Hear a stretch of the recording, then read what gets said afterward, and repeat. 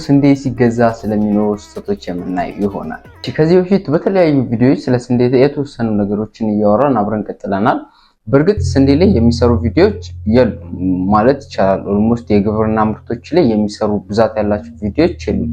ምክንያቱም ምን መሰላችሁ? የግብርና ምርቶች በጣም ይሸጣሉ፣ ፈላጊ ያላቸው፣ ተረካቢ እጥረት ስለሌለባቸው ከዛ ተርፎ ወደ ሚዲያ የሚወጡበት ብዙም አይነት ኮንዲሽን የላቸውም። ዛሬ ደግሞ ስንዴ ሲገዛ ስለሚኖሩ ስህተቶች የምናየው ይሆናል። ስንዴ ሲገዛ ምን አይነት ስህተቶች ይኖራሉ? እነዛም ውስጥ አንድ 5 አይነቶች ስህተት ቀለል ያሉትን እናያለን ማለት ነው በዚህኛው ቪዲዮ ላይ። ስንዴ ሲገዛ የመጀመሪያው ስህተት ምን ሊሆን ይችላል? ጥራት ያለ መመርመር። አሁን ለምሳሌ የሚገዛው ስንዴ ውስጥ ቆሻሻ አለው ወይንም ወጪ አለው የለውም፣ እርጥበት አለው የለውም፣ ይሄ በደንብ መታየት አለበት። ያ ማለት አንድ የስንዴውን ጥራት መመርመር ማለት ነው። ግዴታ ስንዴ ሲገዛ ከሚኖሩ ስህተቶች ውስጥ መካከል አንደኛው ምንድነው? የስንዴውን ጥራት አለመመርመር ነው። ይሄንን ካላየነው የተወሰነ አይነት ፎልት ወይንም የተወሰነ አይነት ስህተት ፈጥረናል ማለት ነው። በሁለተኛነት ደግሞ የምናየው የስንዴውን ክብደት አለማረጋገጥ። አሁን ለምሳሌ ስንዴ አብዛኛው ጊዜ በ100 ኬጂ ነው የሚመዘነው እና አንድ ኩንታል በ100 ኬጂ ማለት ነው። ይሄ 100 ኬጂ ይሞላል ወይስ አይሞላም የሚለውን የስንዴውን ክብደት ማረጋገጥ መቻል አለብን ማለት ነው። ሌላ ደግሞ በሶስተኛነት የምናየው ስንዴው እርጥበት አለው ወይስ የለውም። ስንዴው እርጥበት ካለው በሚቀመጥበት ጊዜ መጋዘን ውስጥ ሽታ ሊያመጣ ይችላል። ውሃ ውስጡ ስለሚኖር ለሽያጭም ትንሽ ሊያስቸግር ይችላል። ምክንያቱም እርጥበት ስላለው እርጥበቱን ኪሎ ይቀንሳል። አንድ ላይ ተፋፍኖ ሲቀመጥ ምክምክ ማለት ወይንም ደግሞ ሌላ አይነት ሽታ ሊያመጣ ይችላል። እነዚህ እርጥበቱን ያለመመርመር የተለያዩ አይነት ጫናዎች ያመጣሉ። እነዚህን ያለመመርመርም ሌላ አይነት ኪሳራ አለው ማለት ነው። ሌላ ደግሞ በአራተኛነት የምናየው ዋጋ አለመነጋገር ነው። ስንዴ ሲገዛ አብዛኛው ጊዜ ገበያው ከቀን ወደ ቀን በጣም ተለዋዋጭነት ያለው ገበያ ስላለ የዛሬውን ስንዴ ዋጋ በዛሬው ዋጋ መነጋገር፣ የስንዴ ዋጋ በጣም ቫሪዬሽን ስላለው እህሉ በሚገዛ ሰዓት በስንት እንደምትገበያዩ መነጋገር። አሁን ለምሳሌ በሁለት ነጋዴዎች መካከል የሆነ አይነት ትረስት ቢኖር አንደኛው ኮሌክተር አንደኛው ደግሞ ተረካቢ ነው እንበል። አንድ ኮሌክተር ስላችሁ አንደኛው ከገብርኤል የሚሰበስብ ነጋዴ ሊኖር ይችላል። ሰብስቦ ያከማቸውን ደግሞ ለሌላ ነጋዴ ወይንም ደግሞ ለሆነ አይነት ድርጅት የሚያስረክብ ሌላ ነጋዴ ሊኖር ይችላል እና ይሄ ነጋዴ ከገብርኤል የሰበሰበውን ለሌላ ነጋዴ አሳልፎ ወይንም ለሌላ ድርጅት አሳልፎ ሲሰጥ የዛን ቀን ፕራይሱ መነጋገር መቻል አለበት። ይሄንን አልተነጋገሩም ማለት ራሱን የቻለ ኪሳራ ሊኖረው ይችላል። አይዘር ስንዴው በዛን ቀን ዋጋ ዝቅ ብሎ ሊሆን ይችላል፣ አይዘር ደግሞ ከፍ ብሎ ሊሆን ይችላል። ይሄም ዋጋ ያለመነጋገር ራሱን የቻለ ችግር ያመጣል ማለት ነው። የሚገዙትን እህል ያለማወቅ። አሁን ለምሳሌ እናንተ የምትሸጡት ስንዴ ለፓስታ ወይም ለማካሮኒ የሚሆን ከሆነ እናንተ የገዛችሁት ስንዴ ደግሞ ለዱቄት ወይንም ለዳቦ የሚሆን ከሆነ እሱም የስንዴውን አይነት አለማወቅ ራሱን የቻለ አይነት ኪሳራ ያመጣል። አሁን ለምሳሌ የተፈለገው ስንዴ ሶፍት ሆኖ እናንተ ሃርድ ስንዴ ገዝታችሁ ሄዳችሁ የተፈለገው ስንዴ ደግሞ በተቃራኒው።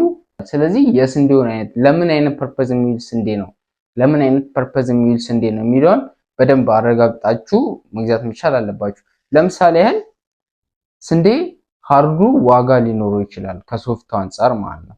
ግን ሃርዱን ስንዴ ውድ ነው የሚገዛው በልሽ ውድ ተገዝቶ ሃርድ ስንዴ ለማይፈልግ ሰው ወስዳችሁ ብትሰጡት ዋጋውን ይቀንሳል። ምክንያቱም ስንዴውን አይፈልጉም።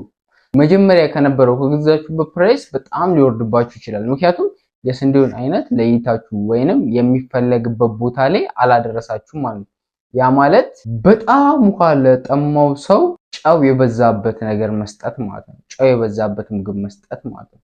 አንድ ያ ሰውዬ ውሃ በጣም ጠምቶታል። ከዛም በኋላ እናንተ ደግሞ የምታደርሱለት ምንድነው? ጨው የበዛበት የምትሰጡት ምንድነው? ጨው የበዛበት የሚበላ ምግብ። ስለዚህ የዚህ ሰውዬውን ፍላጎቱን ሳትስፋይ ያላረጋችሁለትም ማለት ነው። ጨው ያለበት ምግብ ብትወስዱለት፣ ጨው በዛ ያለበት ምግብ ወይንም ደግሞ ሌላ ምግብን ብትወስዱለት እሱ እነዛን ምግቦች አሁን ለምሳሌ ይሄኛው ጨው በዝቶበታል ከና አልፈልገውም ሊል ይችላል። ትንሽ ለስለስ ያለች ምግብ ካለች እሷ ልብላ ሊል ይችላል። ይሄ ሰውዬ ምን ስላልፈለገ? ምግብ ስላልፈለገ ማለት ነው። ወይንም ደግሞ ከና አልፈልግምም ሊላችሁ ይችላል። ምግቡን ግዴታ ደግሞ መግዛት አለብኝ ካለ በጣም ያነሰ ዋጋ ነው የሚቆርጥላችሁ። ምክንያቱም ያልተፈለገ ነገር ነው የወሰዳችሁለት። ለዚህ ሰውዬ ደግሞ አሁንም ሞዴሬትሊ ለዚህ ሰውዬ በተመሳሳይ የፈለገው ውሃ ነው። እናንተ 3 አይነት ውሃ ይዛችሁለት ሂዱ። አንደኛው በረዶ ነው፣ ሁለተኛው በጣም የቀዘቀዘ ውሃ ነው፣ ሶስተኛ ላይ ደግሞ የሞቀ ውሃ ይሁንና አራተኛ ላይ ደግሞ ትንሽ ቀዝቀዝ ካለው በጣም ከቀዘቀዘ ውሃ ትንሽ ቀዝቀዝ ያለ ትንሽ ቀዝቀዝ ለመጠጥ የምትስማማ አይነት 4 አይነት ውሃ ራሱ ብትወስዱለት የትኛውን ነው የምትገዛው ብትሉት እሱ አሪፍ ዋጋ ሊያወጣላችሁ የሚችለው በሰዓቱ ሊጠጣው በሚችለው ዋጋ ነው። ይሄ ቀዝቃዛ ነው፣ ወደፊት ቀዝቅዞ እንደዚህኛው ይሆንልኛል ብሎ የተሻለ ዋጋ ይሰጣችሁ። ይሄ በጣም የሞቀ ነው፣ ወደፊት ቀዝቅዞ የተሻለ ዋጋ ያወጣልኛል ብሎ የተሻለ ነገር ሊሰጣችሁ አይችልም። ያኔ ባደረሳችሁለት ነገር ላይ ነው ቤዝድ ሆኖ ዋጋ ሊያወጣላችሁ የሚችለው። ስለዚህ ስንዴ ሲገዛ መጠንቀቅ ያለባችሁ፣ ስንዴ ሲገዙ ማወቅ ያለባችሁ 5 ነገሮች ምንድን ናቸው? አንደኛው የስንዴው ጥራት መመርመር መቻል አለበት።